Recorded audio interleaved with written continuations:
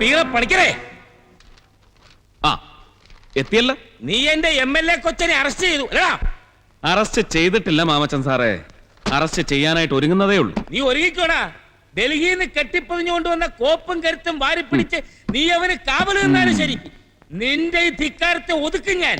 ചുരുട്ടി മടക്കി പഴമ്പായിൽ പൊതിയും ഞാൻ. എന്നിട്ട് എനിക്ക് വിശ്രമമുള്ളടാ, അല്ലെങ്കിൽ നീ എന്നെ കൊല്ലണം ഇപ്പോൾ ഇവിടെ വെച്ച് ഈ നിമിഷം. അയ്യോ മാമച്ചൻ, ഇങ്ങനെ ഈ ഭൂമിയിൽ ജീവിക്കാൻ ഞാൻ നിർബന്ധിക്കല. ആരെയും പുച്ഛിക്കുന്ന നിന്റെ ചങ്കൂറ്റമുണ്ടല്ലോ, സ്റ്റെഡിനെസ് ഓഫ് ഹാർട്ട്, പൊളിക്കും ഞാൻ, പൊളിച്ചടുക്കും. റോളിക്കട നീ ആരെയും. ഇനി ഇവിടെ നിന്ന് ഒരക്ഷരം മിണ്ടിയാലുണ്ടല്ലോ, വല്ല ചോട്ടാ കള്ളന്മാരോട് മതി നിന്റെ ഈ കാറിച്ചേം ബലം പിടുത്തൊക്കെ. എനിക്കെട്ട് ചൊറിയാൻ വന്നാലുണ്ടല്ലോ ഈ ഭൂമി നീ കാണില്ല. ആ മോനായി ഇയാളോട് പറഞ്ഞേച്ചേക്ക് സാർ, അല്ലെങ്കിൽ മേലാപ്പിന്ന് ഫോൺ വരുവോടോ. ആ എങ്ങനെയുണ്ട്? യെസ് സർ, വിട്ട് കഴിഞ്ഞല്ലോ sir. Yes sir, thank you sir. DGP Sastrikal IPS അല്ലേ? സ്വാമി വിളിക്കും, ഇനിയും വിളിക്കും. വേണ്ടി വന്നാൽ ഓടിപ്പടിഞ്ഞ് നിന്റെ മുമ്പിൽ വന്ന് നിൽക്കും. എടാ, ഈ മേശയ്ക്ക് മുമ്പ് കയ്യും കെട്ടി ഓച്ചാനിച്ച് നിൽക്കുന്ന പഴങ്കഞ്ഞി മുഖ്യ ഖദറുകാരെ നീ കണ്ടിട്ടുള്ളൂ. ആ കൂട്ടത്തിലെ കേരള ഗാലൻസിലെ മാമച്ചനെ നീ കൂട്ടിട്ടുള്ളതെങ്കിൽ നിനക്ക് തെറ്റി. നീ മനസ്സിൽ കൂട്ടിക്കോ, നിനക്കുള്ള കൗണ്ട് ഡൗൺ ഞാൻ തുടങ്ങിക്കഴിഞ്ഞു. ടോർച്ചർ സെല്ലിന്റെ വാതില്. അൻവറേ, മാമച്ചൻ സാറിന്റെ ആഗ്രഹം അങ്ങ് സാധിച്ചു കൊടുത്തേ സാർ. ഇനി എന്നെ വേണമെന്ന് എനിക്കറിയാം. നിന്നെ തല്ലിച്ചതച്ച് സമ്മതിപ്പിച്ച കുറ്റം നീ പുല്ല് പോലെ നിഷേധിക്കുന്നു. എന്നാത്തിനാ എനിക്ക് പകരം മറ്റൊരു കൊലയാളിയെ നിയമത്തിന്റെ മുമ്പിൽ ചൂണ്ടിക്കാണിച്ചു കൊടുക്കാൻ അച്ഛന് പറ്റുമോ? പറ്റത്തില്ല. അപ്പോ നീ എല്ലാം തുറന്നു പറഞ്ഞു. ഇനി എന്നെ മറന്നേക്ക് അച്ചായ. അച്ചായൻ അതാ നല്ലത്. ഓർമ്മയിൽ നീ പാപിയെ തുടച്ചു കളഞ്ഞേക്ക്. രക്ഷപ്പെടാനാവാത്ത വിധം അവരെന്നെ കുരുക്കിയിട്ടിരിക്കുക. രക്ഷപ്പെടില്ല ഞാൻ. തൊലഞ്ഞു പോയി ജന്മം. മോനായി, നീ എന്തൊക്കെയാ പറയുന്നേ? ഇത്രയും കാലം അച്ചായൻ അറിയാത്ത നേരുകൾ.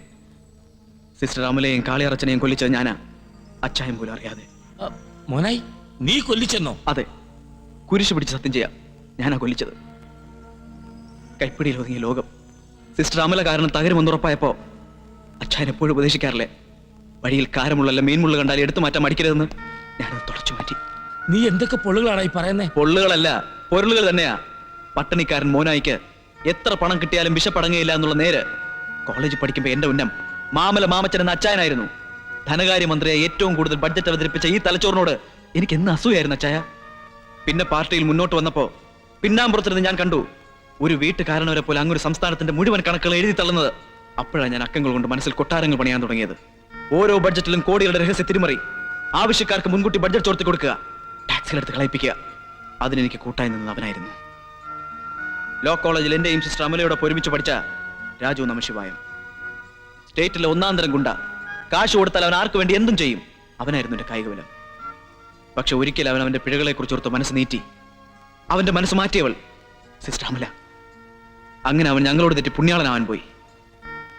കഴിഞ്ഞ വർഷം തേക്കടി നിവാസിൽ ബഡ്ജറ്റ് ഡിസ്കഷൻ നടക്കുമ്പോൾ ധനകാര്യ വകുപ്പിലെ ദല്ലാളന്മാരെ കാണാൻ എനിക്ക് ഒറ്റയ്ക്ക് നേരിട്ട് അവിടെ ചെല്ലേണ്ടി വന്നു. അവിടെ എന്നെ കാത്ത ഒറ്റുകാരന്റെ മനസ്സുമായി രാജു നിൽപ്പുണ്ടായിരുന്നു. പക്ഷെ ഞാൻ അറിഞ്ഞില്ല. ഞാൻ അവിടെ രഹസ്യമായി വന്നതും പോയതുമെല്ലാം അവൻ ക്യാമറ കൊണ്ട് ക്ലിക്ക് ചെയ്തു. ആ തെളിവുകൾക്ക് പറയാൻ അന്ന് തുടങ്ങിയ ഓട്ടം.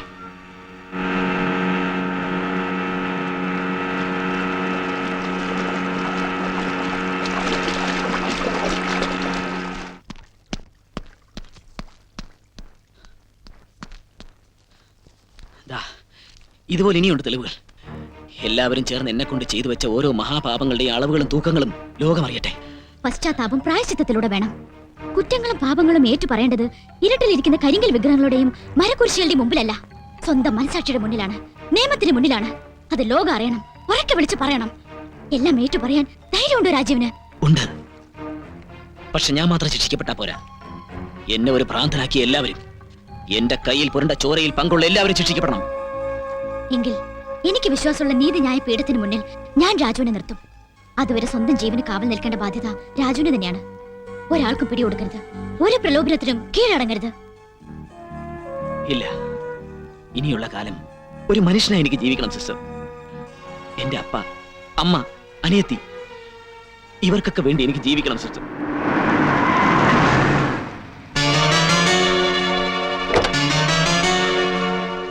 ഞാൻ വരട്ടെ.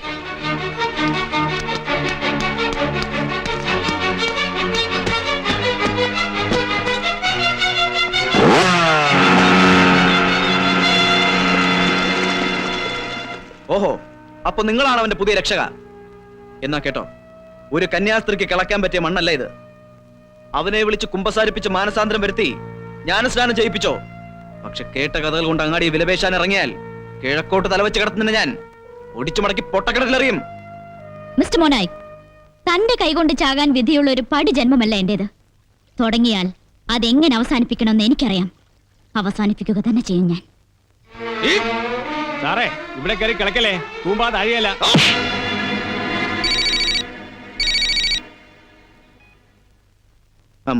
Cardinal Carlos here. മാനസപുത്രന്റെ കുംഭസാരം തീർന്നിട്ടില്ല മാമച്ച.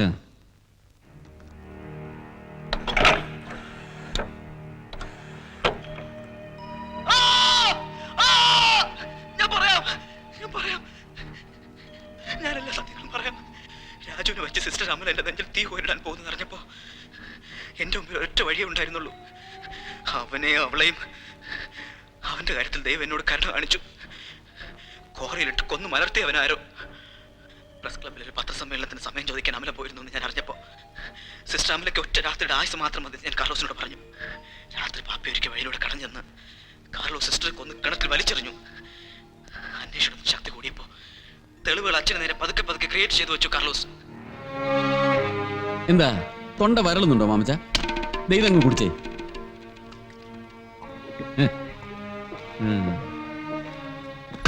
ഇനി എനിക്ക് ഇങ്ങനെ ശിഷ്യനില്ല. കൈരളി കോൺഗ്രസ് ഇങ്ങനെ മെമ്പറും ഇല്ല പണിക്കരെ. എഴുതി തള്ളി ഞാൻ അവനെ. മാപ്പ്.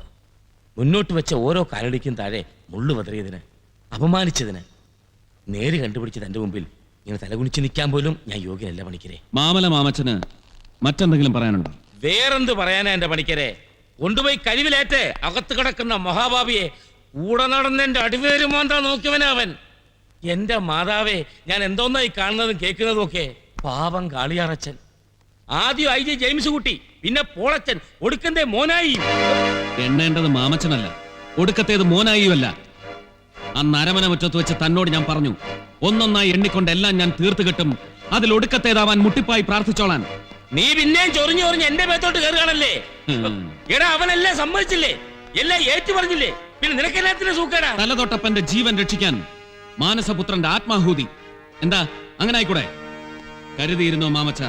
എന്റെ പേരവൻ പറഞ്ഞോ? ഇല്ലല്ലോ. പിന്നെ നീ എനിക്ക് ടൊലത്തും. ഒന്ന് പോണേ ഇറക്ക. നിക്കടാ അവിടെ.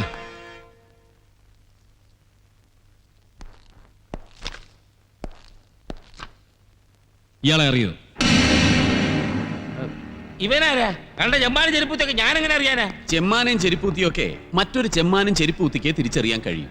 മാമച്ചന് പറ്റും. ഒന്ന് ഓർത്ത് നോക്കി. ഓർക്കാനൊന്നുമില്ല, എനിക്ക് ഇവനെ അറിയാൻ പാടില്ല, ഞാൻ കണ്ടിട്ടുമില്ല. ഇപ്പോഴോ? ഓർമ്മ വരുന്നുണ്ട്. മാമച്ചന്റെ ഫാം ഹൗസിൽ വെച്ച് നടത്തിയ ആഘോഷത്തിന്റെ സാക്ഷിപത്രമാണിത്.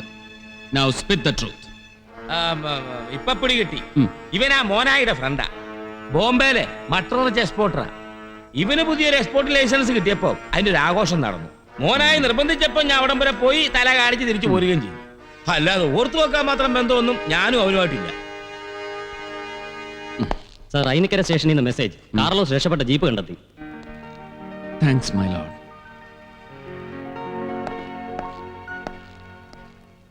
നേരൊന്നേ ഉള്ളൂ മാമച്ച. അത് പറയാതിരിക്കാൻ മാമച്ചന് ശ്രമിക്കാം, പറയിപ്പിക്കാൻ ഞാനും.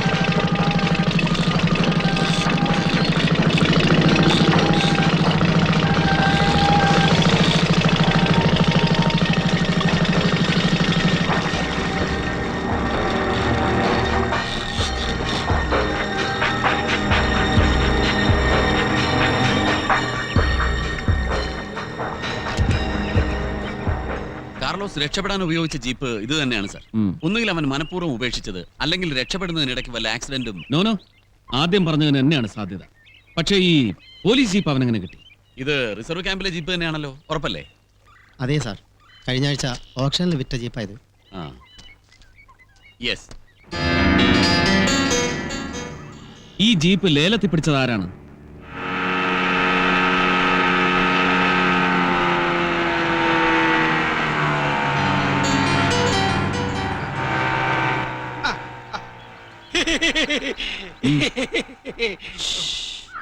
ഇവനാണ് സാറേ പുള്ളി. ഉം. പോലീസിലെ ആക്രി സാധനങ്ങൾ തൂക്കിയെടുക്കുന്നവൻ, തുരുമ്പ് ചുമ്മാർ. ഈ തുരുമ്പ് ഒരു തുമ്പാവും സാർ. ചുമ്മാറിന്റെ തുമ്പിൽ പിടിച്ച് ചുമ്മാ ഒന്ന് ഞെരടിയാൽ തുരുമ്പും ക്ലാവ് ഇളകി ചെമ്പ് പുറത്തു വരും. വേണ്ട വേണ്ട. ദാ, ഇവനുമായിട്ട് തനിക്ക് എന്താ ബന്ധം? എനിക്കൊരു ബന്ധമില്ല സാറേ. ഈ പാട്ടയ്ക്ക് 50,000 തരാന്ന് പറഞ്ഞപ്പോ ഞാൻ മറ്റൊന്നും ചോദിച്ചില്ല. പിന്നെ IG ജെയിംസ് ചർച്ചിലാണെന്ന് പറഞ്ഞപ്പോ എടുത്തങ്ങ് കൊടുത്തു. അതെ സാർ. ആ. എവിടെ വെച്ചാ ഈ ജീപ്പ് അയാൾക്ക് കൈമാറിയത്? ആണ്ടിക്കടയിൽ കൊണ്ടുവരാൻ പറഞ്ഞു. ഉം. ഞാൻ അവിടെ ജീപ്പാട്ടി ചെന്നപ്പോ കാശുമായിട്ട് ഇയാളുണ്ട്. ആണ്ടിക്കടവിൽ തന്നെ കൊണ്ടുചെല്ലണമെന്ന് പറയാൻ കാരണം? എനിക്കറിയത്തില്ല സാറേ. താമസം എവിടെയാണെന്ന് ഞാൻ ചോദിച്ചപ്പോ അക്കരെയാണെന്നാ പറഞ്ഞേ. അൻവർ സർ, എവിടെയാണ് ഈ ആണ്ടിക്കടവ്? ഇത് വലിയ ആൾസഞ്ചാരമില്ലാത്ത കടവാണ് സാർ. ഇവിടെ നിന്ന് അവൻ എങ്ങോട്ട് പോയി? സാർ, കാർ ലോക്ക് ചെയ്തിരിക്കുകയാണ്. ചിലപ്പോൾ അക്കരെ കോലി തൊഴാൻ പോയ ആരുടെങ്കിലും ആയിരിക്കും. ഇക്കരെ നിന്ന് സമയം കളയാതെ എത്രയും പെട്ടെന്ന് അക്കരെ ചാടുന്നതല്ലേ സാർ നല്ലത്? ഹേയ് വേണ്ട കർത്താവേ, നമ്മൾ ഇക്കരെ തന്നെ നിന്നാണ്. നമുക്ക് വേണ്ടതെല്ലാം ഇക്കരയ്ക്ക് ഒഴുകി ഒഴുകി വരും.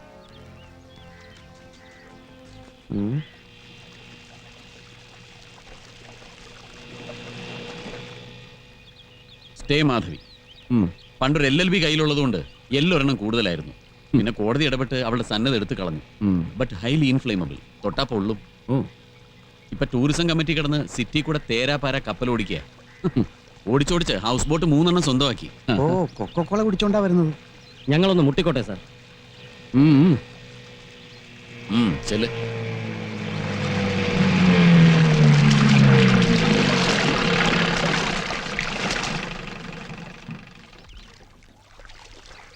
ഇത്താത്തെ അനിയത്തിപ്രാവുകൾ ഇവിടെ പോയിരുന്നു. ഓ, അക്കരെ കുളിച്ചു തൊഴാൻ പോയതായിരിക്കും അല്ലേ? അയ്യോ, ഞങ്ങൾ അക്കരെ തൊഴാൻ പോയെന്ന് സാറിന് എങ്ങനെ മനസ്സിലായി? മോന്തയിലെ പ്രസാദം കണ്ടാ പോരെ മാധവി? ആരായിരുന്നത് ഇന്നത്തെ ദേവൻ? എടോ, ആളെ മനസ്സിലാക്കാതെ എടി പൊടിന്ന് വിളിച്ചാലുണ്ടല്ലോ കാക്കി ചുളുങ്ങും. തനിക്കെന്നെ പവർ അറിയില്ല. ഉള്ള പൊടിയരി മോളെ, അവളൊരു പവർ വരയ്ക്കുന്നോടി. ആർക്ക് പൂജിക്കാൻ കൊണ്ടുപോയതാടി ഈ പൂക്കളെ? പറയടി. ഭക്തർക്ക് പ്രസാദമായി കൊക്കക്കോള തരുന്ന ദൈവം ആരാണ് മാധവി? ഇവന്റെ നെഞ്ചത്താണോ നീ കെട്ടുവള്ളം കെട്ടിയിരിക്കുന്നത്? യെസ്. നോ, ഇയാളല്ല. യെസ്, ठीक है. हाँ सेठ जी, क्या खबर है? मैं कार्लोस बोल रहा हूँ. हाँ बोलो. मैं वापस आ रहा हूँ. इधर का काम खत्म हो गया.